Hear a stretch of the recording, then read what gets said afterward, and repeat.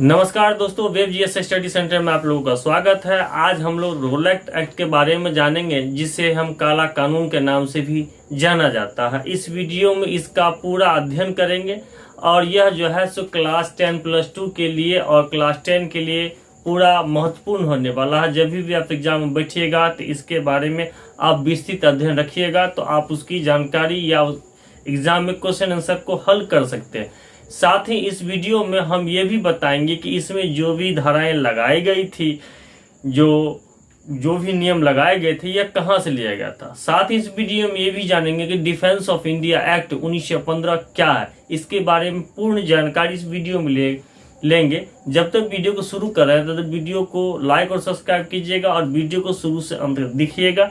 तो चलिए वीडियो को शुरू करते हैं और देखते हैं वीडियो को। सबसे पहले हम लोग डिफेंस ऑफ इंडिया एक्ट 1915 की बात करेंगे। डिफेंस ऑफ इंडिया एक्ट 1915 है क्या चीज? तो डिफेंस ऑफ इंडिया एक्ट 1915 जो है वह मार्च 1915 में बनाया गया था। यह ब्रिटिश सरकार के द्वारा बनाया गया था, क्योंकि उस समय पूरे विश्व में प्रथम विश्व युद्ध का समय था, जो 1914 से 1918 के बीच चला था। तो यह इसलिए लगाना था क्योंकि भारत में जो भी अंग्रेजी सैनिक थे वह प्रथम विश्व युद्ध में लड़ने के लिए जो है सो इंग्लैंड चले गए थे। तो यहाँ पर कोई क्रांतिकारी उनके शासन काल में कोई गतिरोध उत्पन्न न करे या कोई जो है सो व्यवधान उत्पन्न न करे, इसके कारण से यह एक्ट इस भारत में लगाया गया था। जिसमें जो है सो उस समय भारत के जो वायसराय थे लॉर्ड हार्डिंग द्वितीय थे। तो इस कारण से 1915 का जो भी नियम कानून था यानी धाराएं थी, वो उसी धारा को भारत में इमरजेंसी लॉ के अनुसार से भारत में लगाया गया था।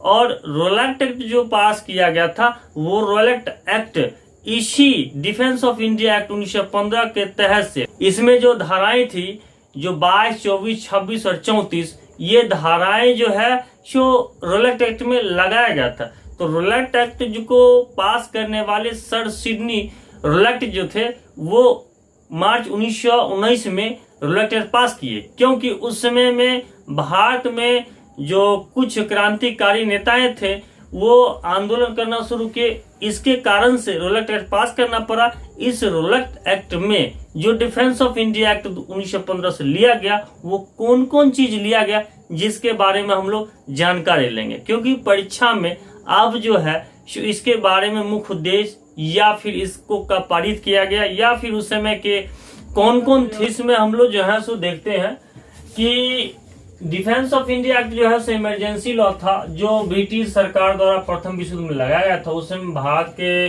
वायसराय लॉर्ड हार्डिंग द्वितीय थे और इसका मुख्य उद्देश्य था भारत में क्रांतिकारी गतिविधियों को नियंत्रित करना था और राजनीतिक विरोध को दबाना था। यह जो है 19 मार्च 1915 को ब्रिटिश भारतीय सरकार द्वारा लागू किया गया था। अब रोलेट एक्ट के बारे में हम लोग जानते हैं। तो रोलेट एक्ट के बारे में जो है सो यह जो है सो 18 मार्च 1919 को लागू किया गया था। उस समय भारत के वायसराय लॉर्ड चेम्सफोर्ड थे।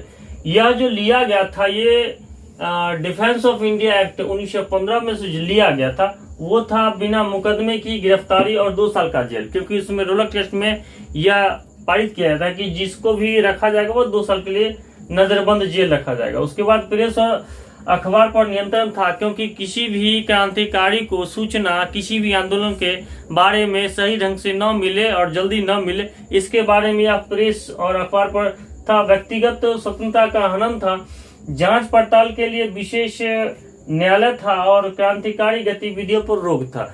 ये पांचों उद्देश्य जो है इसके रोलेट एक्ट के बारे में जानना जरूरी है, क्योंकि रोलेट एक्ट का जो उद्देश्य है उसके बारे में पूछे तो इसके बारे में आपको पूर्ण जानकारी होना चाहिए। क्योंकि जब भी आप एग्जाम दीजिएगा तो आप डायरेक्टली क्वेश्चन नहीं पूछता है कि रोलेट एक्ट जो है सो कब पास किया गया, डायरेक्टली से क्वेश्चन नहीं पूछता, क्योंकि उसके बारे में जो मुख्य बिंदु है उसके बारे में आपको जानना बहुत जरूरी होगा।